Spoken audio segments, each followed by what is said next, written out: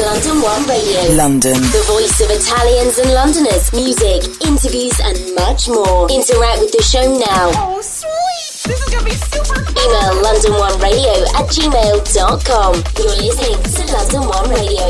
Stay tuned. Hello, welcome along to yet another edition of Tony Stone's Music Box, exclusively for London1Radio.com, with yours truly, Tony Stone. Joining me in this particular podcast, I'm delighted to welcome musician Amy Yuan. Is that how you pronounce your surname? Yes, that's right, Amy Yuan. Lovely, and thank you for coming in. And you're here really because you're going to be performing very, very soon at the London Festival of Asia. Yes, which is very exciting. Yes, which we spoke about a little while ago on the podcast with Lily. Ah, I see. Yeah, she was the guest on the podcast. So tell us a bit about your particular involvement, though, with the festival and how you got to be in it and what you're going to be doing. Yes. Well, I will be playing on the main stage, and it will be 2 or 3 pieces on the erhu solo. What's that? Erhu is a Chinese string instrument. Ah, and I gather we're going to get a little taste of it in a short while. Yes, sure. Cool. And so 15th of May? Yes, 15th of May, 9 p.m. 9 p.m. And it's, if my memory serves me correctly, at the Tobacco Dock near Tower Hill, not too far from Wapping Station and stuff. And for any of our listeners out there that perhaps didn't quite realise, Festival Asia is a London Festival Asia. It isn't just about music, though, is it? No, it's got all sorts. All sorts. Tell us a little bit about the wider aspect of the festival. I think it's more of a celebration for all the cultures in Asia and to showcase what all these Asian cultures have to offer. So, for example, I know there will be, very important food courts. So all the Asian food, Chinese, Japanese, Indonesian, and there will be different dances. And I know that there is Kung Fu as well.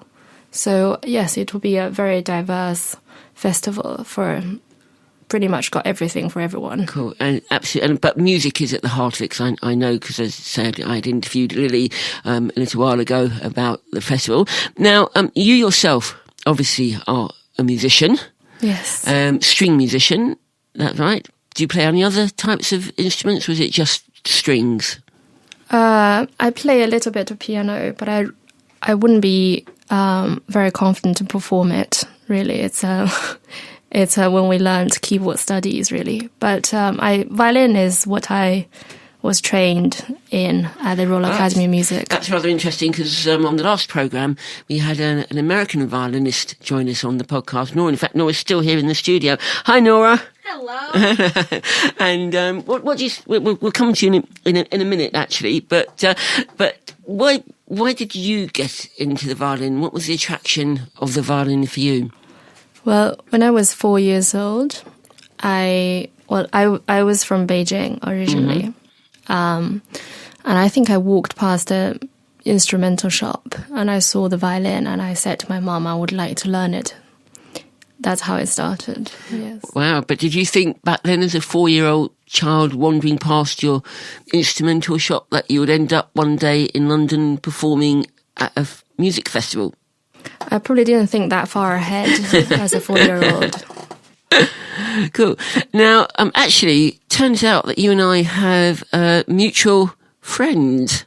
And yes, I didn't realise this until literally a few days ago. Sebastian Scotney of the London Jazz News fame. In fact, London Jazz News won this year's Parliamentary Jazz Media Award. So big well done to Seb. Yes, I heard. Congratulations to Sebastian. Yes, absolutely. Well deserved too, I can tell you. So he's a great supporter of London jazz, but that's for another show, another time.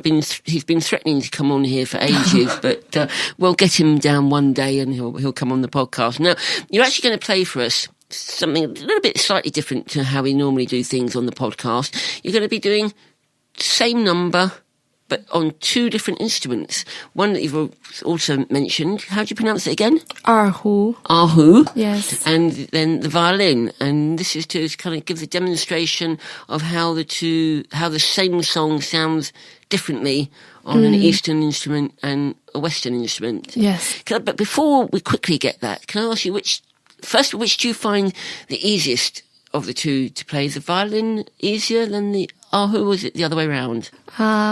Well, I think it will be a very long answer, but I'll shorten it. Because, violin, I've been playing the violin for 23 years, and I've had, very classical training on it, 6 years at the Royal Academy of Music. So pieces will naturally be easier on the violin for me than anything else. Erhu I learned as a second instrument at the Royal Academy of Music. I've learned it for 4 years now, I think. And that's, it's kind of the theme for many of my solo recitals where I play violin and erhu. And I give a talk for the audience on the cultural and sort of the technical side of things, the connections. Will you be doing that at the festival? I don't really know the format of the stage very well yet. But if I could, yes, it would be very nice. I would like to talk about the instrument a little bit because people, I gather that in England, haven't really been exposed to this really beautiful Chinese instrument. I certainly never heard of it. Had you heard of it at all, Nora? No. There you go. So it's first for both of us, which is, and that's what we like. We like to discover new things and find out about new music that perhaps you otherwise wouldn't get. Now, before we hear you play, very quickly, give our listeners the dates again of the festival. It will be on the 15th of May. At 9 p.m. on the main stage. At Tobacco Dock. Yes. Brilliant. And I know that you can go to festivalasia.com. I think there's a website. You can also get tickets at ticketmaster.co.uk as well. And please go along and see Amy. It'll be a fantastic experience, not just with Amy's music, but all the other stuff that's going on for 3 days, actually, 15th to 17th of May as well. And Amy, if you want to get yourself ready, and what's the music that the number you're going to be playing for us? It's called Fine Evening. The Chinese name is Liang Xiao, by Chinese composer Liu Tianhua.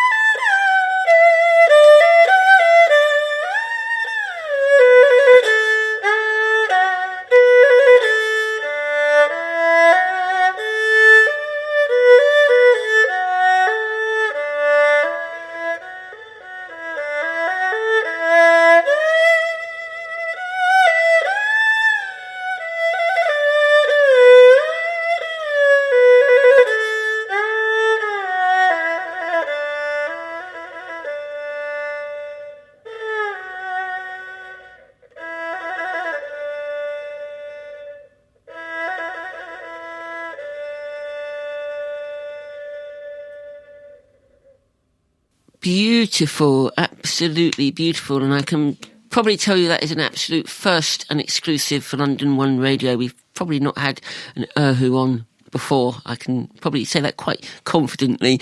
Now, if our listeners want to find out more about you and where else you're going to be playing or what other things you're going to be doing, what's the best way? Where can they check you out and see what you're up to and stuff in social media land?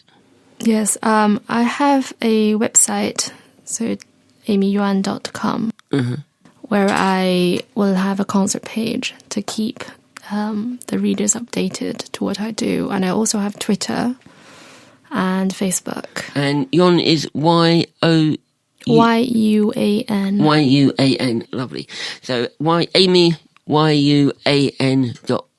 Yes. Lovely. Now, one thing I always like to ask our guests, and I sort of did it with Nora a little bit when she was on the last podcast, was to try and get musicians to give a little bit of advice if there's maybe aspiring listeners who tune in to London One Radio, often young musicians themselves starting out, and we like to champion the cause of new artists, different artists, emerging artists. Do you have sort of any advice that you would give to any of them about the music industry?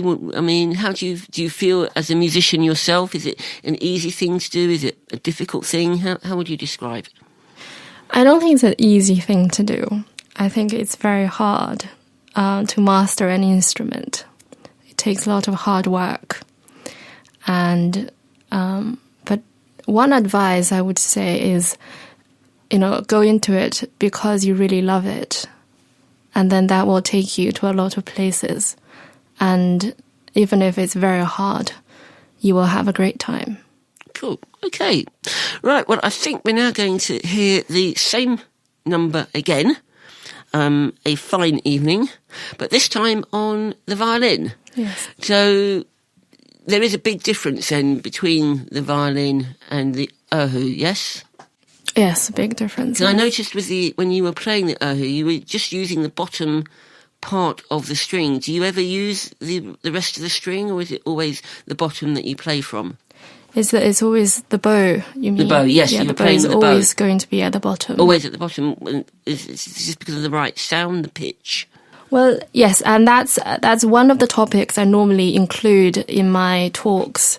Erhu, compared with the violin, it has a much more natural position, posture, for people to hold and play. So I noticed you were resting it on your lap yes. rather than under your chin. So you just rest it on your lap, and you rest your bow on the body of the instrument, and then you just move the bow sideways. So it doesn't take much control, not like the violin, because on the violin you have 4 strings, and it's got a curve, and there's different positions that your bow need to be at. So you really do need to be very careful where you put your bow, and you need to think very carefully. Whereas for the erhu, you don't really need to think.